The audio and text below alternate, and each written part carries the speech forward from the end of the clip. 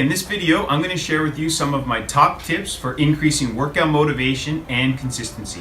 If you often start an exercise regime with good intentions, but soon you give up, the tips in this video can help you.